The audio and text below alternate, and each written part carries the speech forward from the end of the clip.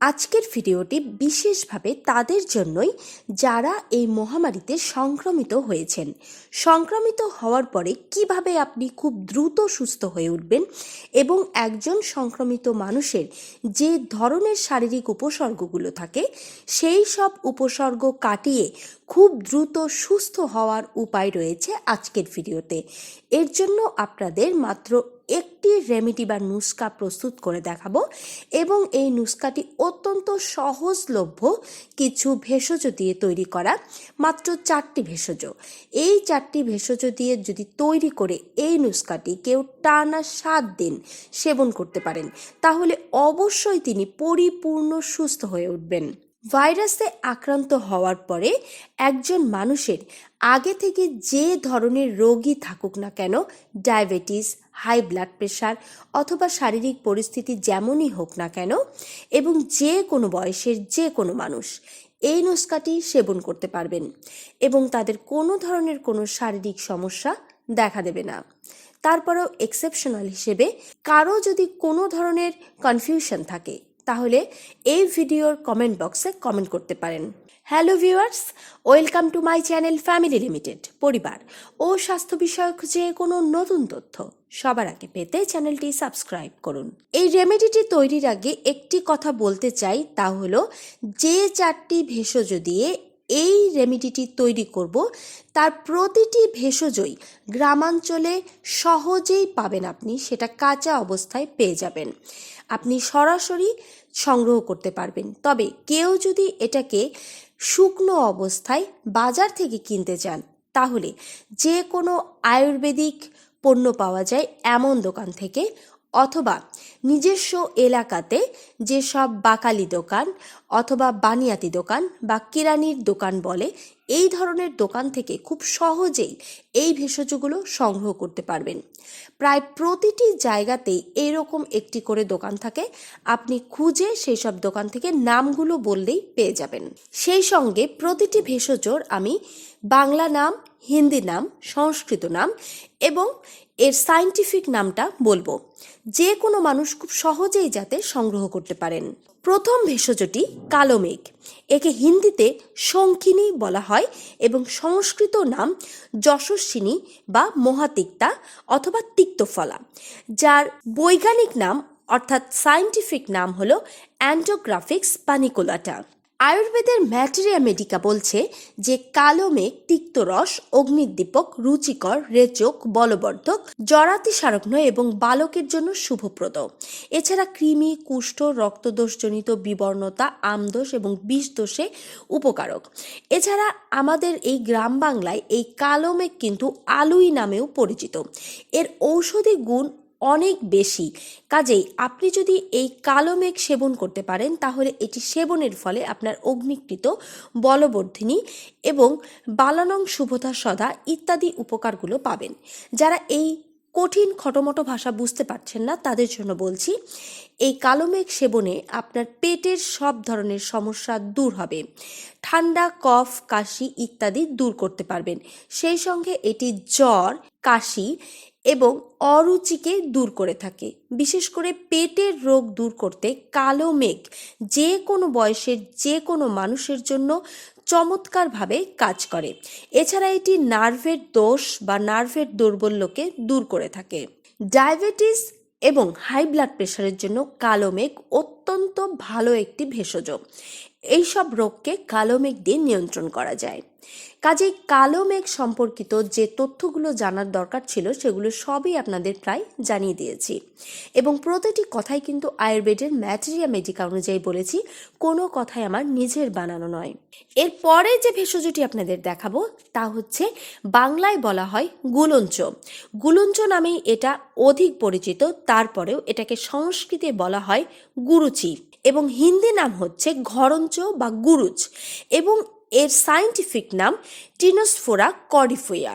Materia Medica বলছে যে গুরুচি কটুতিক্ত কষায় রস, পাকে মধুর, রসায়ন, মল সংগ্রহী, উষ্ণবীর্য, লঘু, বলবর্ধক, অগ্নিদীপক, আম ও ত্রিদোষ নাশক এবং এছাড়াও এটা তৃষ্ণা নিবারক এবং দাহ, প্রমেহ, কাশ, পাণ্ডু, কামলা, কুষ্ঠ, বাতজ্বর, জ্বর, কৃমি, বমি নাশ করে। অনেকগুলো রোগ নিবারণ হয় এই গুলঞ্চ দিয়ে। এবং সবচেয়ে বড় কথা হলো যেটা ত্রিদোষ নাশক, অর্থাৎ আয়ুর্বেদের যে প্রধান রোগ নির্ণয়কারক বাত, পিত্ত, কফ, এই তিনটাকেই সে দূর করতে পারে, অর্থাৎ ব্যালেন্সে রাখতে পারে। যখনই আপনার বায়ু, পিত্ত, কফ সব কিছু ব্যালেন্সে থাকবে, তখন আপনার দেহে আশা করি আর কোনো ধরনের কোনো রোগ থাকবে না। এবং এটা আপনার প্রমেহ, দাহ, কাশ, পাণ্ডু, কামলা, অর্থাৎ আপনার লিভার সংক্রান্ত যে ধরনের জটিলতা রয়েছে, জন্ডিস থেকে শুরু করে সব কিছুকে নিয়ন্ত্রণ করতে পারবেন। জ্বর, কৃমি, বমি সব কিছু দূর হবে। এই গুলঞ্চ এতটাই উপকারী যে কেউ যদি এটা সেবন করেন তাহলে 1 থেকে 2 দিনের মধ্যে তার জ্বর একেবারেই দূর হয়ে যাবে। কালো মেঘও ততটাই উপকারী এবং ভেতর থেকে এটা আপনাদের ফুসফুসের ইনফেকশনকে একেবারে সারিয়ে তুলবে। তৃতীয় যে ভেষজটি দেখতে পাচ্ছেন, এর বাংলা নাম পিপুল, সংস্কৃত নাম পিপ্পলি এবং হিন্দিতে একে ডাকা হয় পিপল বলে। এর সায়েন্টিফিক নাম হলো পিপার লঙ্গিউম। এই পিপল, যদি আয়ুর্বেদের ম্যাটেরিয়া মেডিকায়ের গুণের কথা বলি তাহলে এটা কটুতিক্ত রস, অগ্নিবর্ধক, উষ্ণবীর্যক, স্নিগ্ধ, শুক্রজনক, জ্বরনাশক, রসায়ন, রেচক, বাতশ্লেষ্মানাশক, লঘু, ভেদক, শ্বাস, জ্বর ও কাশনাশক। এছাড়াও এটা কুষ্ঠ, প্রমেহ, অর্শ, গুল্ম, প্লীহা, শূল, আমবাত ও বিষনাশক। এটা ক্ষয়রোগ, বায়ু ও শ্লেষ্মার উপশমকারক। বহুবিধ রোগের কথা বলা হয়েছে। অনেকেই প্রশ্ন করেন যে একটি ভেষজ কী করে এতগুলো রোগ দূর করতে পারে। আসলে আমাদের ভেষজগুলোই এমন, একটি ভেষজই বহুবিধ রোগ দূর করার ক্ষমতা রাখে। কাজেই পিপল যদি কেউ সেবন করেন তাহলে অবশ্যই তার জ্বর, শ্বাস, কাশ, ফুসফুসের ইনফেকশন একেবারে দূর হয়ে যাবে। সেই সঙ্গে বাতজনিত শরীরের ব্যথা সমস্ত দূর হবে এবং সেই সঙ্গে সঙ্গে তার কুষ্ঠ, প্রমেহ, অর্শ, যাদের কোষ্ঠকাঠিন্য রয়েছে, পেটের সমস্যা রয়েছে, তা দূর হবে। সেই সঙ্গে এটা রেচক, অর্থাৎ আপনার পেটের যে কোনো সমস্যাকে, হজমের সমস্যাকে দূর করবে। এছাড়াও বহুবিধ উপকারের কথা বলা হয়েছে যা আপনারা ভালো করে শুনলে নিশ্চয়ই বুঝতে পারবেন। এই 4 নম্বর যে ভেষজটি দেখতে পাচ্ছেন, একে আমরা বাংলায় বলে থাকি যষ্টিমধু এবং এর সংস্কৃত নামও যষ্টিমধু, যদিও হিন্দিতে একে ডাকা হয় মুলঠি নামে। এর সায়েন্টিফিক নাম হলো গ্লাইসেরিয়া গ্লাব্রা। এই ভেষজটি রক্তবমন, পিত্ত, রক্তদুষ্টি, বায়ু, শোথ, ব্রমণ, বিষদোষ, বমি, পিপাসা, গ্লানি, ক্ষয়রোগ নাশক। এছাড়া এটি শীতবীর্য, গুরুপাক, চক্ষুরোগে হিতকর, বলবর্ধক, ব্রণ প্রসাদক এবং বর্ণ প্রসাদক, বীর্যবর্ধক, স্বর পরিষ্কারক, স্নিগ্ধ, শুক্রকারক এবং কেশের শ্রীবৃদ্ধিকারক। অনেক উপকার রয়েছে এই জ্যৈষ্ঠমধুর। বিশেষ করে এটা সাধারণ করে বলতে গেলে যে কোনো ধরনের ঠান্ডাজনিত রোগকে একেবারে দূর করে দেয়। আপনার বুকের জমে থাকা কফ, কাশিকে বের করে নিয়ে আসবে।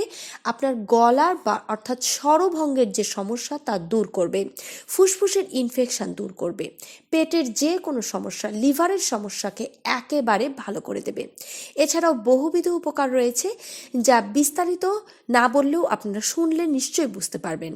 এই এত সব যে উপকার রয়েছে এই জ্যৈষ্ঠমধু, কাজে এই সমস্ত ভেষজগুলো আমাদের এই ধরনের মহামারীর সংক্রমণে যে শারীরিক উপসর্গগুলো দেখা দেয় এবং শরীরের যে ক্ষতি হয় তা একেবারে পুষিয়ে শরীরকে সুস্থ করে তুলতে সক্ষম। এই 4টি ভেষজ দিয়ে আপনি একদিনের জন্য আপনার রেমেডি প্রস্তুত করে নিতে পারেন, অথবা কেউ চাইলে টানা 7 দিনের জন্য একেবারে প্রস্তুত করে রেখে দিতে পারেন। এতে করে আপনাকে 7 দিনই আর কষ্ট করতে হবে না, একদিন বানিয়ে টানা 7 দিন সেবন করতে পারবেন। তার জন্য প্রথমে আপনার ভেষজগুলো নিতে হবে কতটুকু করে দেখে নিন। যদি একদিনের জন্য নেন তাহলে আপনি প্রতিটি ভেষজ 1 থেকে 1.5 ইঞ্চি পরিমাণ নেবেন, অর্থাৎ কালো মেঘ এই পরিমাণ আপনাকে নিতে হবে, গুলঞ্চও একই পরিমাণ এবং প্রতিটি আরও 2টি ভেষজও আপনাকে একই পরিমাণ নিতে হবে। সেক্ষেত্রে পিপুল আপনি 2 থেকে 3টি নিতে পারেন। এবারে যদি আপনি 7 দিনের জন্য তৈরি করেন তাহলে সেই অনুপাতে প্রতিটি ভেষজ নিয়ে নিন। আমি 1 দিনের জন্য তৈরি করছি, তাই প্রতিটি ভেষজই এই পরিমাণ করে নিচ্ছি। এবারে এই ভেষজগুলো খুব ভালো করে ধুয়ে নিতে হবে।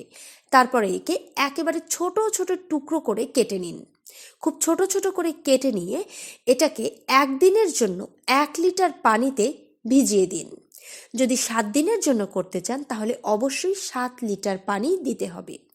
এবারে এটাকে ফুটতে দিন। হালকা আঁচে ঢেকে ফোটাতে হবে এবং ততক্ষণ পর্যন্তই ফোটাবেন যখন 1 লিটার পানি শুকিয়ে 250 মিলিতে চলে আসে। অর্থাৎ 1 গ্লাস পানির পরিমাণ হয়ে গেলে বন্ধ করে দিন। আপনি 7 লিটার দিলেও সেই অনুপাতে আপনাকে পানিটা শুকিয়ে ফেলতে হবে। পানি যখন শুকিয়ে নির্দিষ্ট মাত্রায় চলে আসবে তখন আঁচ বন্ধ করে এটাকে একটু ঠান্ডা হতে দিন। ঠান্ডা হলে ছেঁকে আপনি 1 গ্লাসকে 3 ভাগ করুন এবং একদিনে আপনি এই সমপরিমাণ পানি অর্থাৎ 1 গ্লাসের 3 ভাগ করে তার 1 অংশ সকালে খাবার পরে, দুপুরে খাবার পরে আরেক অংশ এবং রাতে খাবার পরে আরেক অংশ সেবন করবেন। প্রতিবারই খাবারের আধা ঘন্টা পরে এই রেমেডি আপনাকে সেবন করতে হবে। যদি আপনি 7 দিনের জন্য প্রস্তুত করে রাখেন তাহলে অবশ্যই এটাকে এমন একটি কাচের বোতলে অথবা কাচের জারে রাখবেন যাতে কোনো ধরনের জলীয় বাষ্পের সংস্পর্শে না আসে। এমনকি ভেজা চামচ অথবা ভেজা হাত কোনো কিছু এতে লাগাবেন না। এবং যদি এইভাবে রাখতে পারেন তাহলে একদমই ফ্রিজে রাখার কোনো প্রয়োজন নেই। আপনি এইভাবে এটা রেখে দিলেই হবে। সেক্ষেত্রে একেবারে ঠান্ডা করার পরে আপনি ভেষজটি কাচের জারে রেখে দেবেন এবং অবশ্যই এটার মুখ বন্ধ করে রাখবেন। প্রতিবার খাওয়ার সাথে সাথে 1 চামচ করে মধু মিশিয়ে নেবেন, কিন্তু মধু মিশিয়ে কখনোই গরম করবেন না। যদি কেউ মধু মেশাতে না চান সেক্ষেত্রেও এটা সমান উপকারী হবে, তবে মধু মেশালে এটি স্বাদ অত্যন্ত ভালো হবে, কারণ এই রেমেডিটি কিন্তু স্বাদে তিক্ত। কাজেই আপনি মধু মেশালে যেমন এটা উপকারী হবে তেমনি এটা স্বাদও ভালো হয়ে যাবে। আশা করি এই ভেষজটি কিভাবে আপনি রেমেডি প্রস্তুত করে নেবেন এবং কিভাবে সেবন করবেন তার সব কিছুই খুব ভালো করে বুঝতে পেরেছেন।